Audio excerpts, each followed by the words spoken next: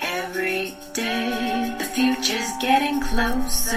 Welcome to Master the NEC, where we talk about the National Electrical Code and all things electrically related. My name is Paul Abernathy, your host, and welcome to today's podcast.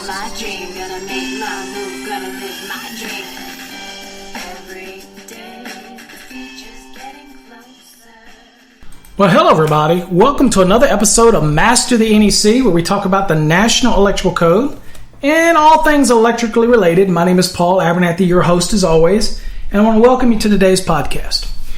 So on today's podcast, we are going to talk about CSS T bonding and everything that's involved around that. If you're not familiar with that, CSS T is corrugated stainless steel, and it's typically used for appliances, gas lines coming in. It's a real convenient way. We refer to it, it's usually wrapped in yellow, but that's probably not the only brand. There's plenty of them.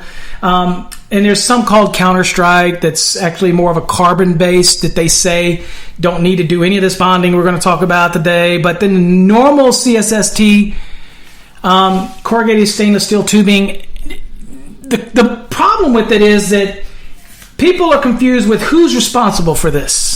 So I'm an electrician, and I'm installing it, and the guy that's doing the gas lines, typically maybe even the plumber is doing the gas lines, and he comes to this manifold, and he runs this CSST all through the building, all through the house. And then he runs the line out to the gas line, and it makes everything gets made up. And now I get there, and I'm required to bond this in some way. And so because he used corrugated stainless steel tubing, the manufacturers of that product, which is not an electrical product, by the way, so it doesn't conform to 110.3b of the NEC because that's for electrical products. This is outside of our NEC for a second. And it says that you're going to have to make that connection based on the manufacturer's instructions.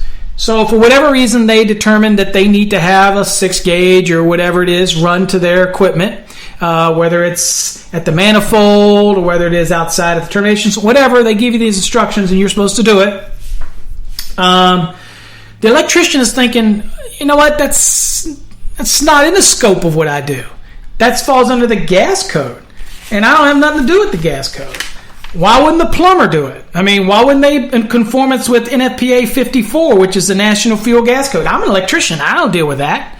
But unfortunately, you, the poor electrician, get stuck with it because we really, be honest with you, I don't think we want the plumbers and gas folk coming into our panels. I don't think we want them messing with our electrical systems. So we end up, by virtue of saying, you know what, leave the stuff that'll kill you to us, right?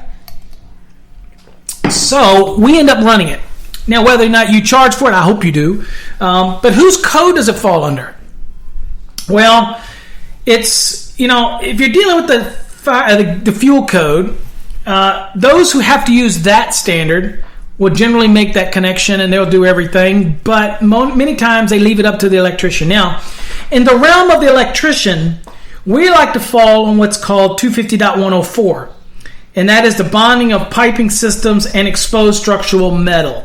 So in our case, we're not talking about metal water pipe, we're not talking about exposed structural steel, we're talking about other metal piping that falls under 250.104B.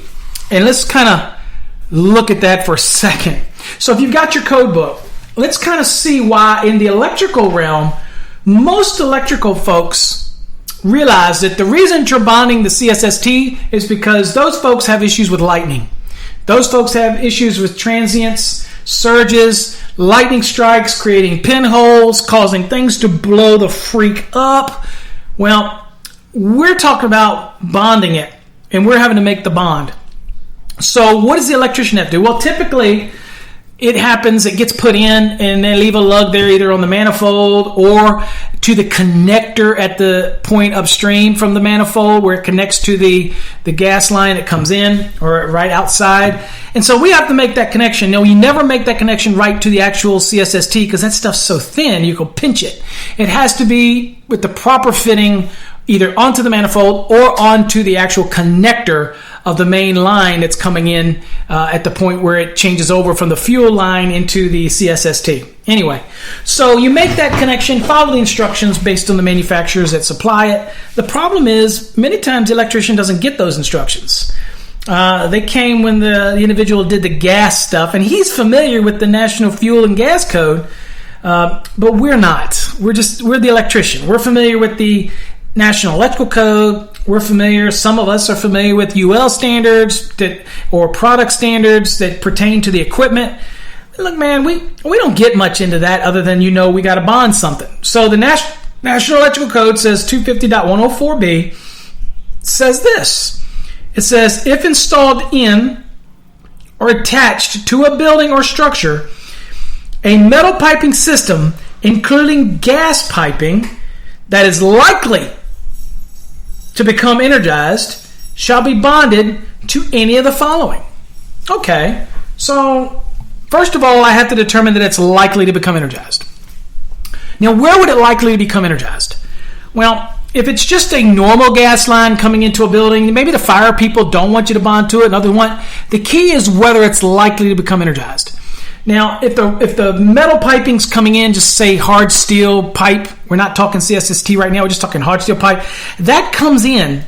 If that goes to a piece of equipment that has mutual electrical circuit running to it, and they're kind of mutually together in a piece of equipment, then is there a likelihood that you could have become energized? Yes, because they're mutually onto the same piece of equipment. Okay, we got that. With that same token, that piece of equipment that gets that circuit is also going to have an equipment grounding conductor that's run with it, right? So let's follow some of the rules here that says, okay, if you have a gas piping, if that's what we're kind of talking about, and then we'll roll in CSST into this concept. The gas piping, here's what I do. Number one, the equipment grounding conductor for the circuit that is likely to energize a piping system, then I can just use the equipment grounding conductor. So if I've got a piece of equipment that's being supplied by a hard pipe gas line and it's going to the same piece of equipment, say a furnace, and the furnace also has a circuit running to it for the blower and it's running to the same piece of equipment, where they mutually connect, I can use the equipment grounding conductor, which is bonding the frame in the middle and everything else there. I can use that to make that connection and I ain't got to do nothing else. I'm done. Right? Okay. The next option is that I can go service equipment enclosure. So if I got that metal piping and I could run it, if it's likely to be energized, I can run it from that other metal piping, say the gas line, all the way back to the service equipment enclosure. And since it is a service equipment enclosure, since it has a main bonding jumper in it because it's service equipment, and because it's connected to the enclosure, to the grounding conductor, everything's connected together, then I can make a connection to the enclosure. Not necessarily have to make it to the grounded conductor. That is going to be one of the options, but I can take it to the service equipment enclosure. Okay? And then it just assumes that we do all the other things that we're supposed to do in order to make this all connected together with the main bonding jumpers and blah, blah, blah. All right? So that's one option. I can do that. So then I got another option if I want to bond that other metal pipe. I can go to the grounded conductor at the service. So I can literally do that. I can go to the terminal bus that's connected to the grounded conductor. They're mutually together. The grounded conductor connected to the bus acts as one. I make that connection and I'm good to go. All right. So that's the problem where we're saying now we want a gas person to have to run a line to our panel and connect it, and we don't want them in there. So typically, if there's a gas line and it's likely to be energized, we're going to do that. So when it's CSST, we seem to somehow think that that's different as an electrician. Nothing's going to make us do that because they have a CSST. Now, here's the difference. The CSST product demands a certain size and demands it per their listing of their product.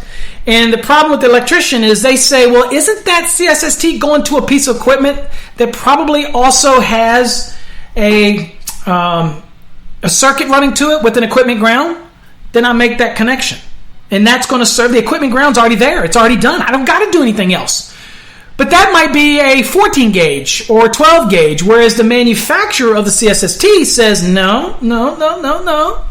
I need you to run a 6 gauge.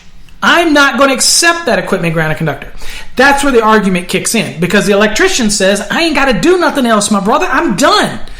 But the manufacturers of the CSST says different. And then there's some people that say, yeah, but you got 110.3b for the manufacturer's instructions. But that's electrical equipment. The CSST is not electrical equipment. So that's where the controversy comes in. Now, the electrical industry believes we're done when most of those two come together. You do usually have a circuit, whether it's the igniter circuit or whatever, that has an equipment ground, and that intimately takes care of this. All right? So we see how this is going. All right, now, the fourth option says, well, if I have other metal piping, and we're not just talking CSST, we're just talking in general, it says that I can take from the piping, I can go to the grounding electroconductor if of sufficient size. So I can make the connection to the grounding electroconductor, provided that grounding electroconductor, which does go all the way back to the grounded conductor or to the equipment grounding bus if the bus is connected to the grounded conductor's terminal bus by the wire or bus bar type. If that's the case, then I can make that connection to the grounding electroconductor, provided its size sufficient. Okay, so otherwise, what do I mean by that? Well, if the standard requires for CSST to be 6 gauge for their standard, or their listing, and I'm going to 100 amp service, and I'm doing ground rods, let's say, which are not required to be larger than 6 gauge, but it's 100 amp service, and based on 250.66, I'm going, and let's say for whatever reason the conductor was an 8 gauge for the grounding electrode system, for the grounding electroconductor, based on any calculation we did under 250.66. Again, remember, it says ground rods aren't required to be larger than a 6, but they certainly could be smaller than a 6. They're just not required to be larger than a 6. So it's all dependent on what the size is that you're dealing with. Now, with that, of the service conductors. And when you're dealing with that, could I take the 6 gauge and connect it to the 8 gauge grounding electroconductor that goes back to the connection in the service equipment? Absolutely not. It's got to make sure it's of sufficient size. So the 6 gauge could not connect to the 8 gauge. I would have to use one of the other options. That's kind of give you an example of having to be sufficient size. That grounding electroconductor has to be sufficient size. Next, we're looking at the fifth option. It says one or more grounding electrodes used if the grounding electroconductors or the bonding jumpers to the grounding electrode is of sufficient size. So same concept. If it's of sufficient size in order to make that connection, then I am good to go with that application. All right, kind of the same scenario. Now, let's read down the last part, and then we'll kind of break this out with CSST and why I kind of like electricians to do it, even though they feel like it's something they're not supposed to. Now, it says the bonding conductors or jumpers shall be sized, and that's what we're talking about, all those jumpers we just talked about, shall be sized in accordance with 250.122, and equipment grounding conductors shall be sized in accordance with table 250.122, using the rating of the circuit that is likely to energize the piping system. The point of attachment of the bonding jumper shall be accessible. And we have some exceptions here, but that's the general rule. It has to be accessible. So when we say a sufficient size, if we're going to do this, and this is any piping system that we're dealing with, like other metal piping systems other than the water pipe, we're talking about other metal piping systems, if I determine that the circuit that could energize that metal piping, and I size that equipment ground based on 250.66, or now I'm signing that bonding jumper based on 250.66, and I want to connect it to one of the options that are up here, 1 through 5, and it's not of sufficient size, in other words, the grounding electroconductor that I'm connecting to isn't of sufficient size, then I've got a problem. Okay? So if my size of my bonding jumper based on 250.122, based on the circuit that potentially could energize it or likely to energize it, then I could have a conductor that is larger than what that grounding electroconductor was, and so then I have a problem. So then I got to use one of the options that takes me to the service equipment enclosure, directly to the grounded conductor at the service, and those type of applications. You see what I'm saying? So that's why you have to really take care in understanding the size. Now, for me, I know that most of the circuits that are likely to energize it are the ones that are intimate with it. There's no way that I have a metal piping of a gas system just running through a building that are not near anything that are likely to be considered likely to be energized. Now, I have people that believe that if I have NMB that is actually laying next to or in close proximity to a gas line, that is likely to energize it. So in that mentality, I've got a squirrel that gets in or a rat that gets in that runs up there and gets that NMB and decides it wants to chew it and eat it all the way down to bare conductors, and now that's touching the other metal piping, and then thus it's likely to energize because of the proximity and what could potentially happen. I'm here to tell you that the National Electrical Code isn't a prognosticator of what could happen in that case, all right? If it's likely. Now, when the two circuits come together in a piece of equipment where you have the other metal piping and the branch circuit that's supplying it, in this case a gas line, then there's the potential for them. There is that likelihood that it could, right? Now, what other application would we might run into? Well, anytime I might see an installation where it does raise the likelihood of energizing a raceway, then I might have some inspector who might rough up and say, nope, you got to bond it. And if that's a raceway, for example, an MC cable, it's touching it or something like that, then I would simply walk up to and pull them apart a couple inches and go, there you go, done. Every jurisdiction is going to look at that differently, but you have to understand the term of what's likely, okay? Likely to happen. It's not likely to happen that a rat gets up in there, chews on it, and then sits its fat butt on it, and it makes a contact to it, and then you have an issue. It energizes it. Okay, you can interpret that any way you want, but that's common sense. Okay, now let's get back to the CSST.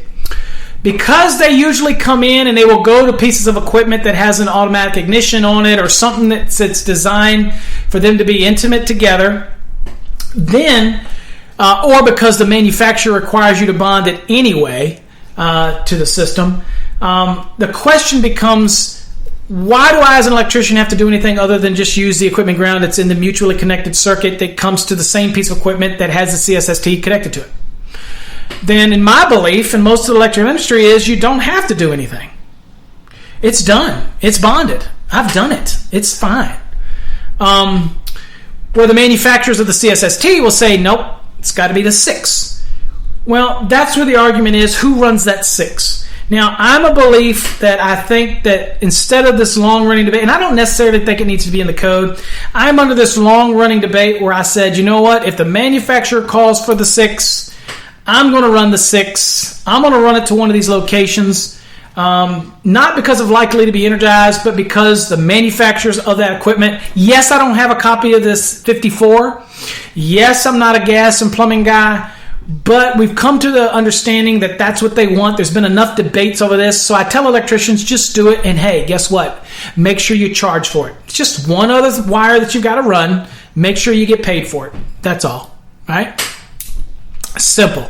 I don't really want the plumbing guys, and I really don't want the gas people in my panels. I really don't want them making connections. I'm not saying they can't.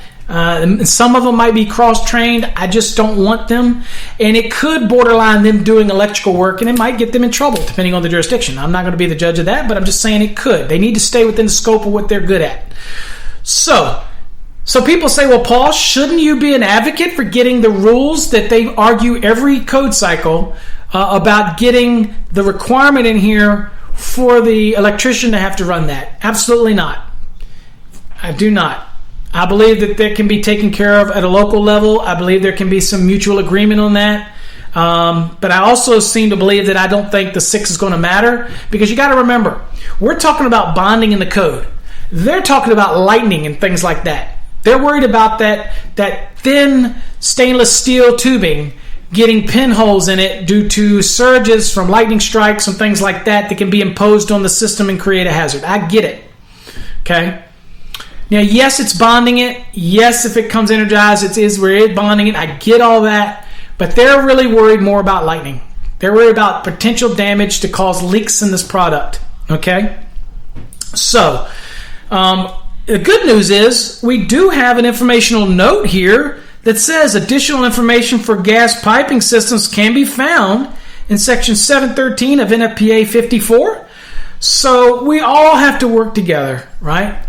All have to work together to make this work.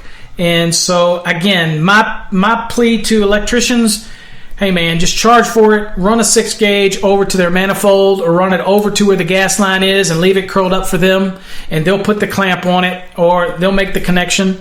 Or if you want to do it, you do it. In most jurisdictions, the gas people and the plumbing people are gone before you get in, and they won't get their inspection until you make that connection. And the inspector won't pass yours until that connection's probably made. So you can argue until you're blue in the face of the intent of 250-104B and say that equipment ground conductor is enough, and it is for bonding cases.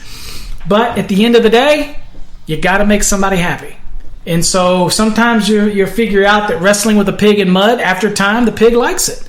So I don't believe we need a code change, but I do believe that most electricians just get this done and save the argument, and you already do it, and make sure you charge for it and do it. Don't necessarily mean you have to own an NFPA 54 to make that happen. You follow the manufacturer's instructions on that and be done with it. And for their liability, they're going to put this in the information. They've been spending a lot of time trying to get it in the code to require it. And, because the NEC says manufacturer's instructions in 110.3b only pertains to electrical equipment. So they would love you to be able to do it. I only care that, be honest with you, the only reason they want the 6-gauge is because they know they got problems with that thin steel. They know it. Stainless steel. They know they got problems. So they're trying to reduce their liability. I get it, and that's fine. But it causes the electrician to have to do one more thing. And I'm just saying, electricians, go on and do it. Get it over with. Take the high road. Make that connection. Just make sure you charge for it. It's not that much. It's 6-gauge. You run it. Be done. And it's over with. You charge for it. Okay? So, at the end of the day, the one that gets hurt is the person that's owned the building, and they're waiting for a project to get its completion so they can get their CO. And the arguments back and forth are who's responsible for this. The electrician has a good argument to say it's not their business. They don't need to worry about it. But really, the plumber and the gas guy, they're already gone. They've done their thing. They're probably not. And again, do you want them making connections back into your equipment? Probably not. Do you want them going in there and mucking up your stuff? Probably not. So find out where it's going to be. Ask the gas guy where the manifold's going to be, if CSST is going to be involved. Find out where the gas line comes in or where it's at, and make that connection and be done with it. All right. So that's my insight on it. That's my thought on it. Take it as you will. Believe, like it or not. Argue it. Again, I'm a believer that no metal piping, other than metal piping of water piping, but other metal piping needs to be bonded unless it's likely to become energized. Where they mutually come to a common piece of equipment, then they are likely. If it's just running through a building, I don't consider it likely to become energized. What is all of a sudden something's going to run over and connect a hot conductor with insulation on it to the actual metal piping? Probably not. I mean, maybe in Willy Wonka land, but not in real life. So anyway, that's just my thoughts on it, guys. Do what you feel is necessary. Until next time, stay safe and God bless. If you have more questions, email us at info@masterthenec.com or visit our website and click on the Contact Us link and put your question there. More than happy. If you've got suggestions for future podcasts or even videos, again, videos take me a little longer to do, but if you have them, send them to me and I will do a little something on them for you. All right, so there you go. That's what we're talking about when you're called bonding other metal piping in a building. And we kind of addressed CSST. Till next time, stay safe. God bless. Every day, the future's getting closer. Every day, the future's looking bright. Every day is another